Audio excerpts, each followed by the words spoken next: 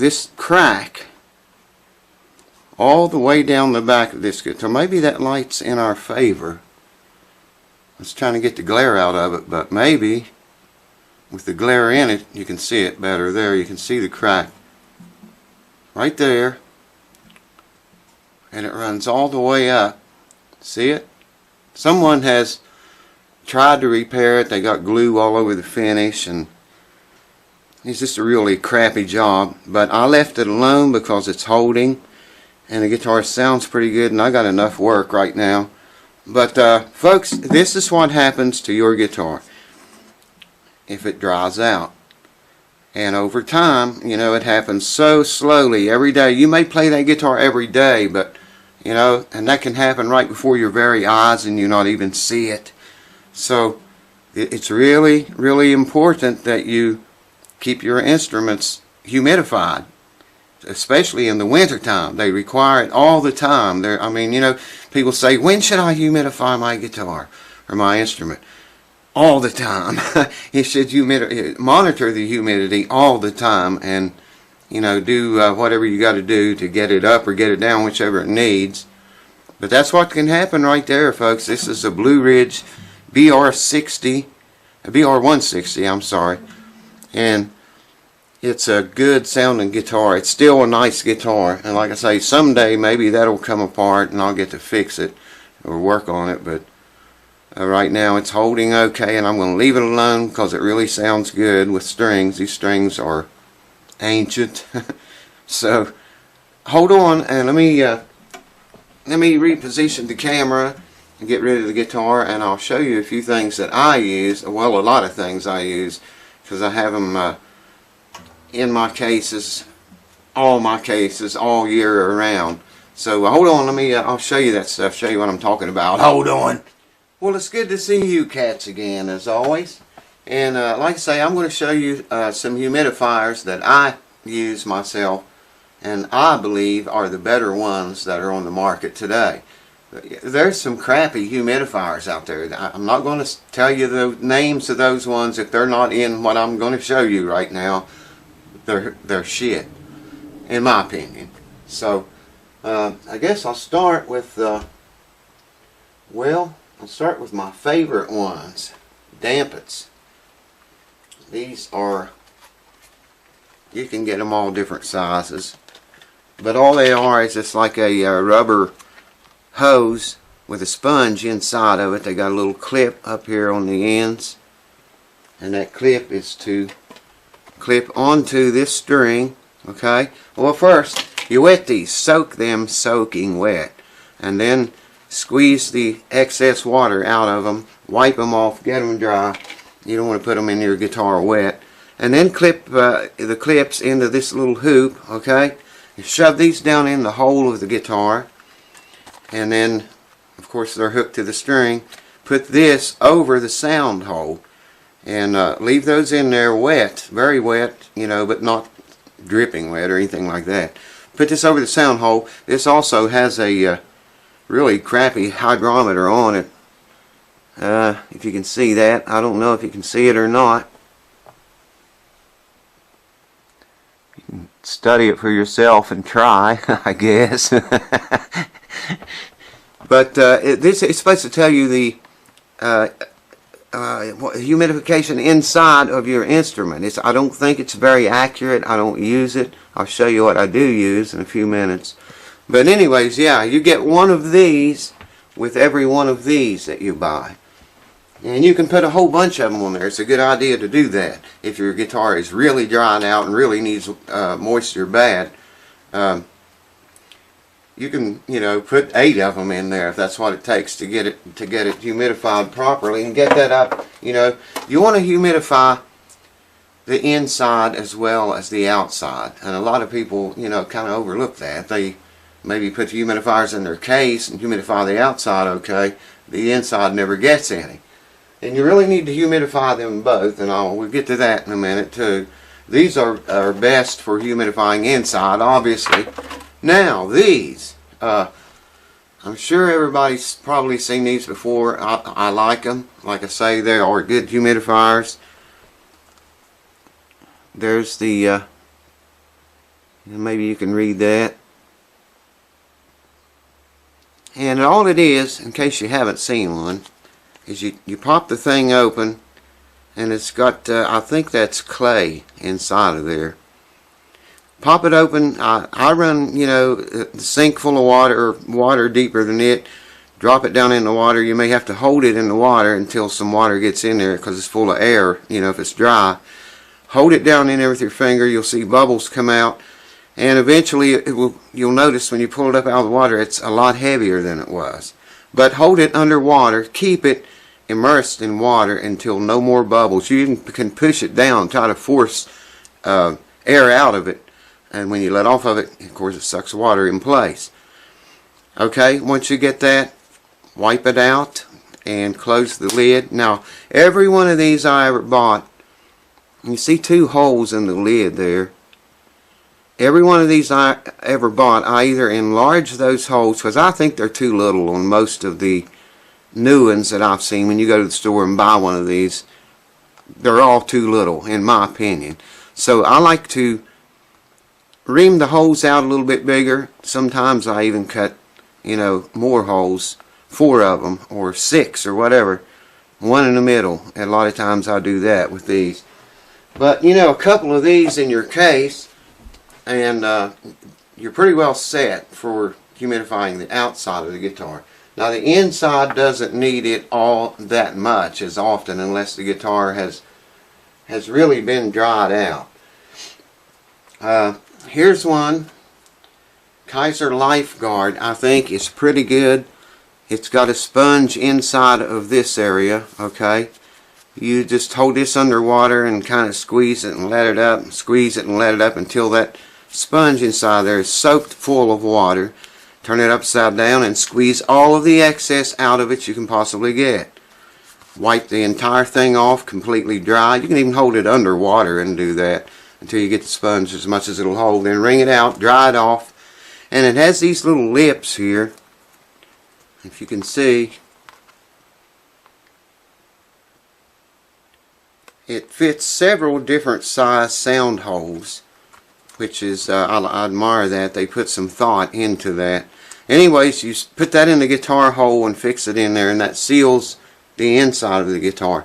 Now this is not very good to get your humidity up if it's really low, you know, inside the guitar. It is good to maintain your humidity inside the guitar, to maintain it, and maybe bring it up a little bit if the guitar is, you know, a little dry. But they have their purposes. I like them. It's a good idea, and it's, you know, like I say, once you get the humidity inside up to where it should be, this is a good way to go. It's a good way to roll, especially if you're on the road and you're traveling a lot, you know, and you don't have time to properly humidify your guitar the way it should be. Now, a really cheap alternative, and it works as good, if not better, than these do. And all it is a kitchen sponge, a tiny little kitchen sponge, and a Ziploc bag. I mean, you're probably talking not even 3 cents, maybe a nickel at the very most. Okay, just cut your sponge out to fit whatever size Ziploc bag you're going to use. And now these, I slit slits in them, you know, so the moisture can get out. I just zip the whole thing up with those slits in it. I can hold them underwater and squeeze them, let them go, hold them underwater and squeeze them and let them go, and finally they will soften up and absorb, you know, saturate themselves in water. Same thing, you want to wring them out good, dry this whole thing off. Make sure you got all the water out of all of this stuff too, so it doesn't drip or you know, leak inside of your instrument. These are great for humidifying inside the guitar, or I can do that to them, squeeze them out, dry them off, lay a couple of them in your case. They're great for doing the outside of your guitar, and like I say, they don't cost anything, next to nothing. Now, let's say your guitar is starving for water, dehydrated big time, and I get them in here like that all the time, completely dried out. One of you subscribers, I'm not sure if I even know your username, emailed me with a guitar, an arch top, and the top of it was sunk in really bad. I mean, he sent me pictures of it, and it was just, I could tell from the pictures, man, it was dying for water. And I told him, explained to him, you know, how to, it had F-holes, and like I say, it was an arch top. Told him how to get, you know, some humidification, something down inside of it. These dampets are really good for that because they fit right down in the F-holes really easy. But I told him, you know, how to get water humidification inside of it, and I told him, you know, put it in a case or whatever, put something like this or some kind of humidifiers, something outside of the guitar in the case with the case sealed up and the F-hole sealed off with those humidifiers inside there. And it wasn't, man, I don't know, 3 days he emailed me back and said he couldn't believe his eyes, that it had almost straightened itself out completely, and it probably will completely eventually. Of course, you'd have to loosen the strings, take the bridge off, and all that top pressure off the way. You would want, you know, that taken off of it before you attempted this. And but anyway, he did that, and I guess it, you know, pretty much fixed his guitar. All right, here's another good idea. If your guitar is super, super dry, like the guy I was just telling you about, I wish I could remember your name. Thanks for watching, dude. I'm glad that helped, by the way. Take some kind of a bowl that will fit into the sound hole. Now, this is a little bit wide, but I can squeeze it together and get it to fit in there really nicely. And just take a cloth. This is dry right now, but take a cloth and get it soaking wet. Wring it out. And you can leave quite a bit of water in this cloth, a lot more than you normally do. Put it in the bowl, squeeze the bowl a little or whatever you got to do to get that down in that sound hole, and slide it way back into the back. And then if you have one of these, put that over the sound hole, or if you have one of these, put that over the sound hole, and leave that thing in there for 2 or 3 days. You might want to check it every day, but I would at least give it a couple or 3 days and then check it for sure. You're going to see a difference in your guitar. You're going to see, you know, especially if it has damage to it. It won't completely fix it, but it does an awful good job, I think. Now, here's a cheap hydrometer. You can get them a lot cheaper than this. I used the guts out of this thing. Its humidity is 67% in here right now, and the temperature is 61. I don't know, man, if you're seeing that or not. Maybe there, I think a little bit. This is just some cheap hydrometer I found with a thermometer in it. It had an indoor, outdoor bunch of crap. I didn't need that, so I clipped the wire off. Got a battery in it. I can also, I got it so I got one that I could fit down into the sound hole. So I can tell by the reading really close to what the humidity inside that body is. You can put it in the case and tell, same thing, you know, what the humidity is in your case. I suggest you get one. It doesn't have to be a real expensive one, but get a moderately recognized one, you know, that you can kind of semi-count. It'll be close, you know what I'm saying? Get 2 or 3 of them if you like. Put, you know, one inside the guitar when you have the sound hole blocked off and you're humidifying it, or you know, keep one in the case when you just have humidifiers like these laying in the case, or like those. Stick one of these in there, you know, fix it so it doesn't bang against your instrument when you're moving around. But I use this thing religiously, man, all the time.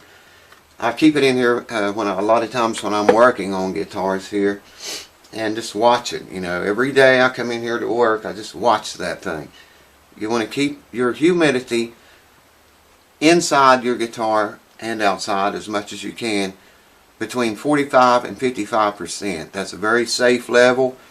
You probably will never have any humidity problems. You won't have cracks coming in your back the way I just showed you.